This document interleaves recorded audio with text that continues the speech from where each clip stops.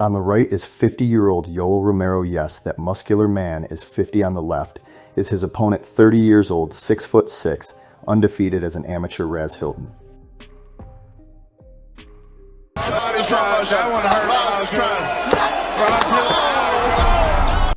Yoel Romero is a true combat sports anomaly. His physical condition looks like a scientific mystery.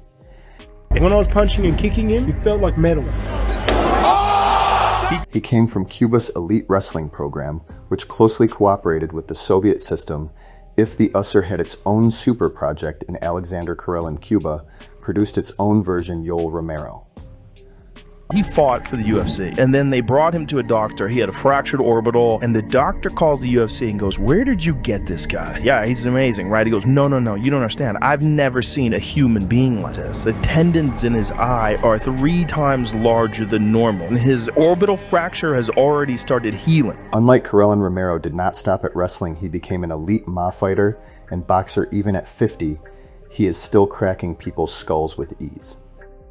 He was a part of the Cuban program. No one really knows what they did with him when he was young. No one knows how old he is. He was born in Cuba. He might be 100 years old. During his UFC run, his mere presence rattled top fighters like Israel Adesanya before the fight even started. And for good reason. Romero finishes his opponents. So, where did this biomonster really come from?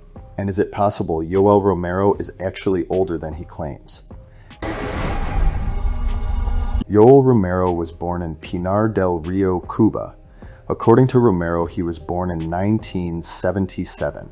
Although questions about his real age are often raised and will be addressed later, he grew up in a very poor family. His father was a boxer, and Yoel originally wanted to follow the same path, but sport in Cuba works very differently. As an athletic child, Romero was tested by the state sports system. Based on physical evaluations, officials decided that wrestling, not boxing, was the right path for him. This decision came from Cuba's pyramidal sports system, a rigid, centralized model of athlete.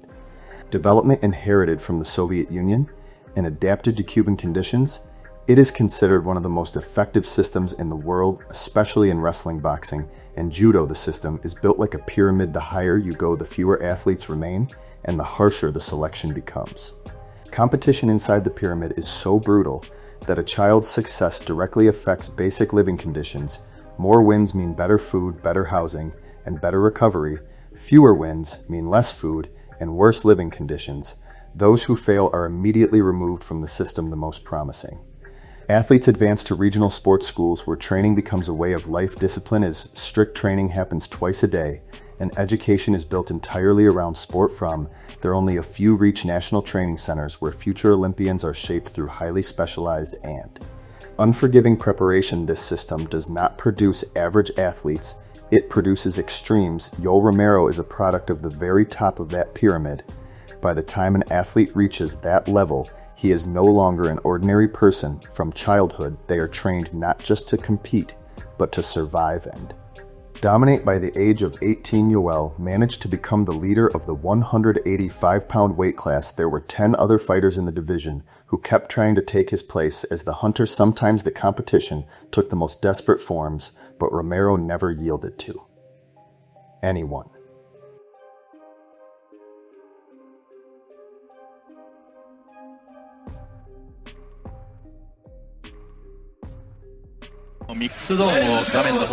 Yoel appeared on the international scene in 1997, where he instantly broke into the elite of world wrestling. Endowed with flexibility and exceptional power, the Cuban also possessed refined technique and unique agility.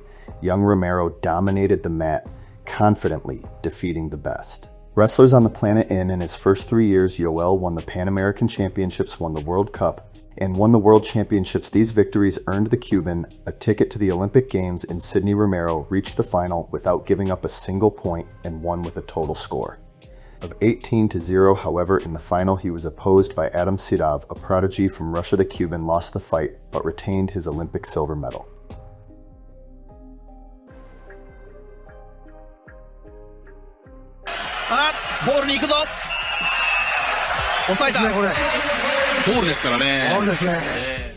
For the next 7 years, Yoel remained the undisputed leader of the Cuban national team. He continued to perform on the best mats in the world, where he regularly took prizes. By the age of 30, Romero had a full collection of trophies, but still wanted more.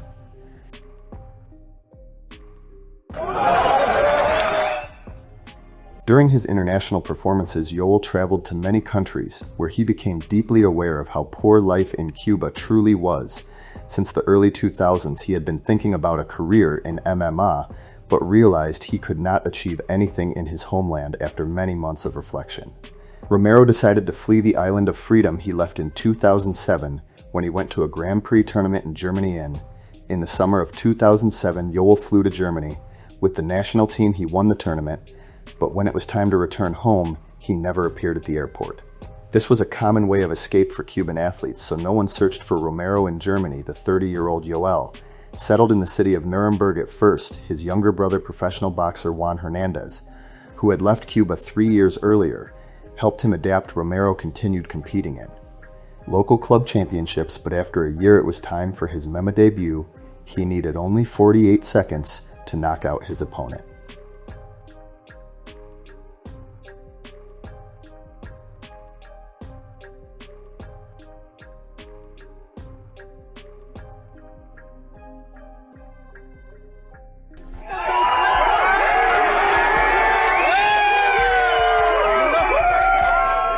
Over the next 3 years, he had 3 fights where he knocked out everyone in his path. Romero ruled through athleticism and wrestling, but power was the Cuban's main weapon, and no opponent could match it.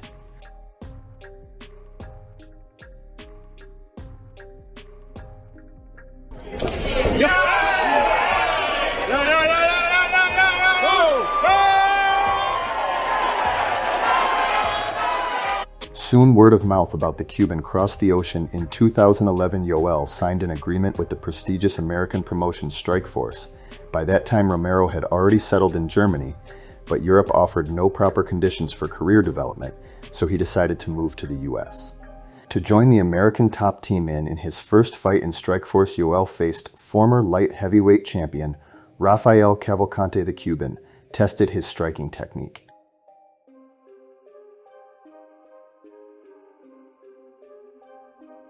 Oh, look at this. He's been playing possum, and here he is.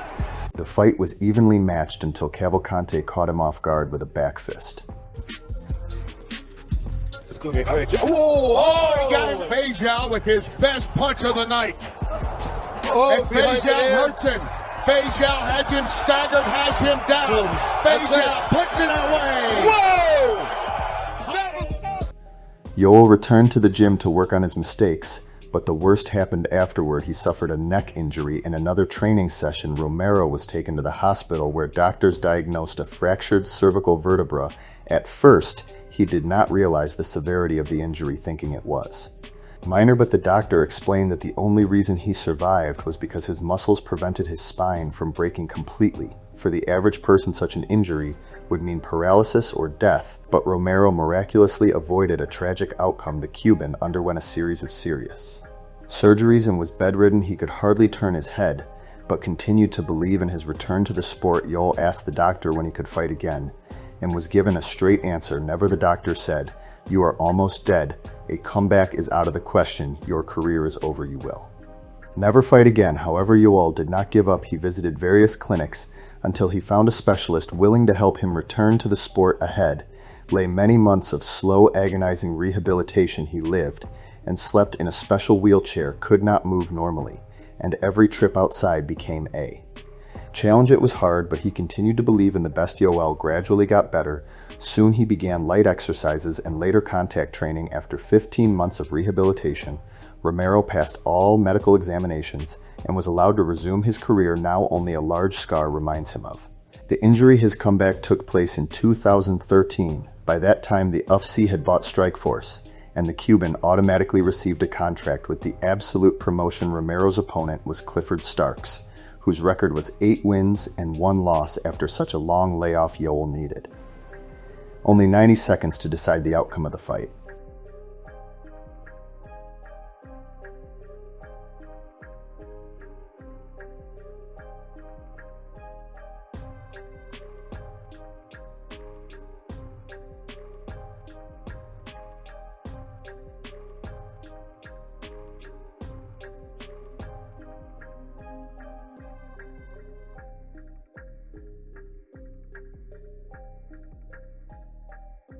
Oh, knee. That rock is looking to finish it. And it's all over. Wow. Yoel Romero, the winner in this UFC cage. In an instant, the soldier of God leapt into the air and landed a knee straight to the jaw. It was the best knockout of the evening, earning Romero a $50,000 bonus. After a brilliant debut, he faced Ronnie Marks. The fighter from Jose Aldo's gym was considered a promising prospect on a streak. Of 7 straight wins, the Cuban moved around the octagon from the first minute, occasionally investing in single, precise punches there was that left over the top. The Brazilian relied on a stray overhand, but Romero showed great footwork. In the third round, he backed his opponent into a corner and crushed him in brutal fashion.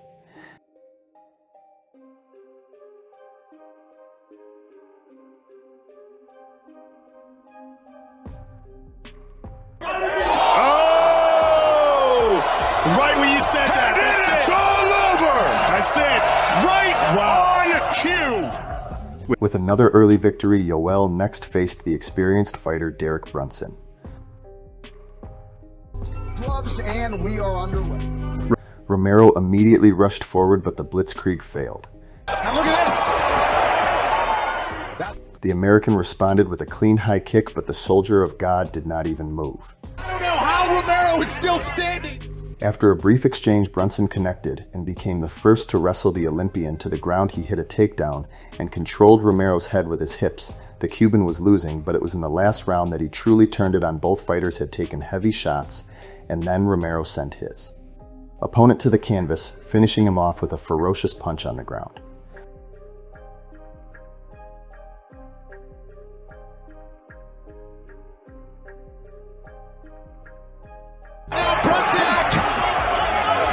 And the mouthpiece goes out.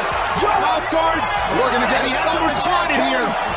Stoppage is going to be coming soon. Man alive, Yoel Romero has done it. With a third knockout in a row and a bonus for the best fight of the night, Yoel moved into the top 15. The 36-year-old Cuban stepped up to face Brad Tavares. The Hawaiian was ranked a notch higher, and riding a streak of 5 straight wins, Romero had emphasized his striking in previous fights, but on this night, he revealed his true element.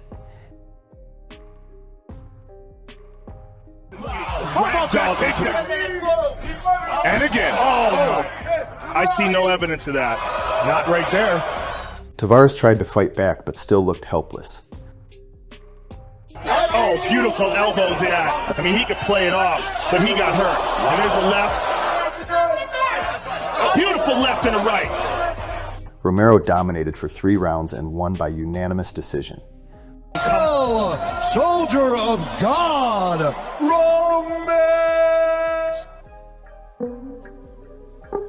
With his wife and daughter, Yoel now had a whole new life, but he continued to maintain close ties with Cuba, using the first large fight purses he began to help his relatives in his home country. Thanks to his support, the Romero family now lives in prosperity and well-being. He said, "I am grateful to God for giving me the opportunity to help my family in Cuba. I am immensely happy that today they have a carefree life." Ranked 10th in the rankings, he got a fight with Tim Kennedy, the Iraq War veteran, boasted a streak of 4 straight wins, and was positioned 6th in the rankings.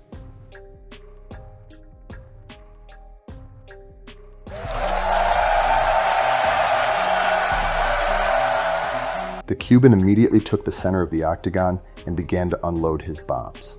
However, Kennedy took over the initiative in the second segment and was close to a finish at the very end. The bell saved Romero from defeat, and when it was time to go out for the final round, he continued to sit on his chair. Yoel Romero, saved by the bell. After the confusion in the corners, Romero finally managed to pick himself up. He still looked lost, but the beast was only wounded. They still have this. He's still sitting on.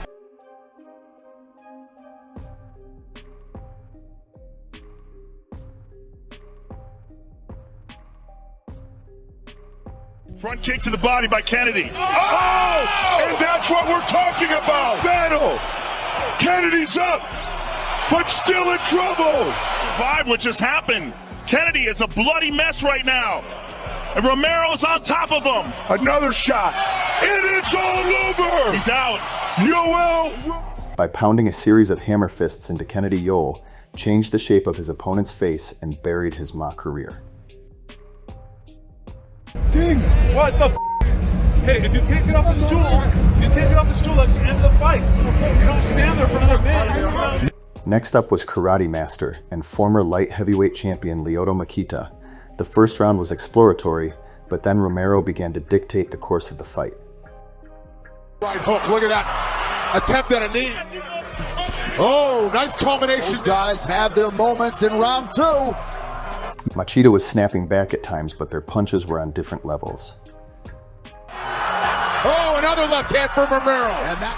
By the third round, the Cuban became the sole master of the cage and began to brazenly stalk his opponent.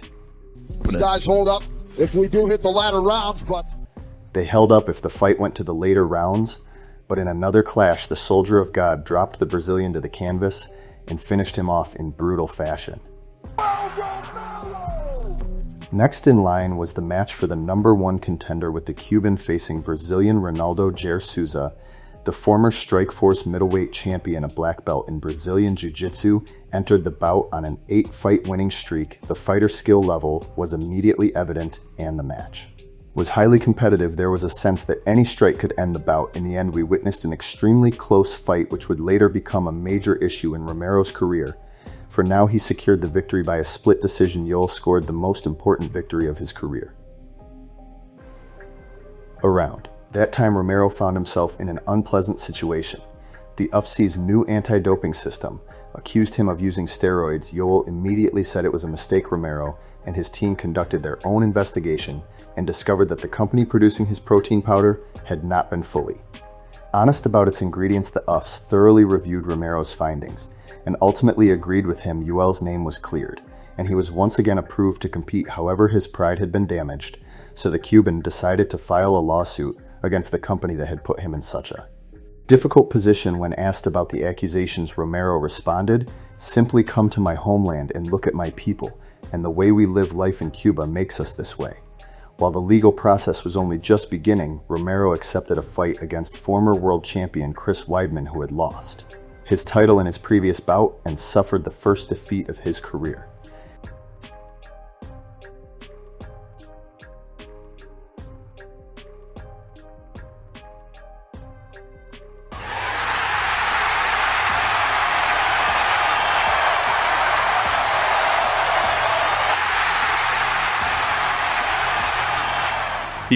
He was getting bouldered by the minute, but Romero was still patiently gathering information. Weidman continued to be diligent in scoping out the takedown, something the Cuban took note of. When he threw himself to his feet again in the third round, the Soldier of God was ready. Flying knee, he knocked him out. This fight's over. It is all over. Yoel Romero. Yoel Romero of the third round delivered another flying knee and earned a bonus for the best performance of the night. Yoel was supposed to be the next title challenger, but his meeting with reigning champion Michael Bisping was not meant to be. Hello, man. Hello, man. See you soon, boy. As a result, Romero earned a fight for the interim belt against Robert Whittaker. The Australian fighter went on a hurricane ride through the division, defeating his last 8 opponents. The difference between the opponents was 14 years, but fighting young lions had become commonplace for the Cuban veteran. Romero managed to win the first rounds. The Cuban was effective from distance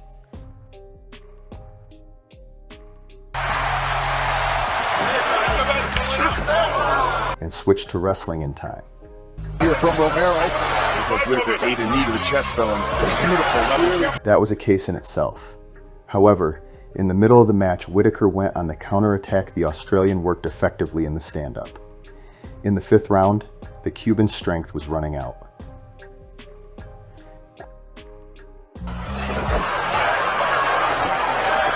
Beautiful scrambles here.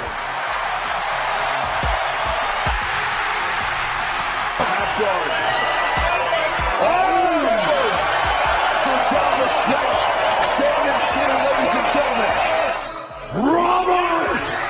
Robert quit won by unanimous decision, and Romero suffered his first loss in the UFC. Yoel lost, but was still among the contenders.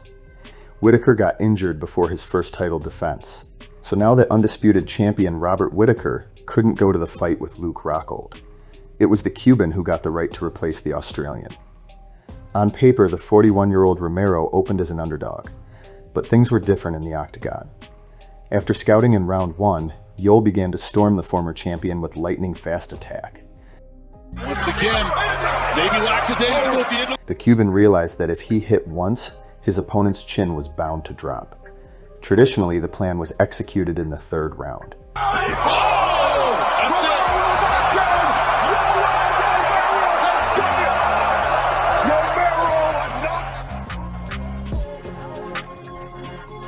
The classic letter carrier combination was delivered clearly to the address, who was not exactly happy about such a package. Camera was left without the interim belt only because of a failed weigh-in, but retained his love for his opponent.